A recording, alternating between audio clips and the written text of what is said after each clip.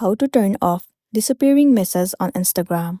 Well, it's pretty simple and a quick process, so let's get started. First of all, make sure that you're running the latest version of the app. Once you have the updated version, open it. Enter a login credential and then log into your specific account. Once you have been logged in, head over to this chat section at the very top of the screen. Simply move into the inbox of the person that you want to turn off the disappearing messages. Well, if you want to turn on, all you want to do is swipe up the conversation. The disappearing message has been turned on. Now, in order to turn it off, tap on Change over here. You will get to see tons of different options. Simply click on Off. And there you go. The disappearing messages has been turned off successfully. That's the wrap for this video. Make sure to smash the like button and consider subscribing to our channel.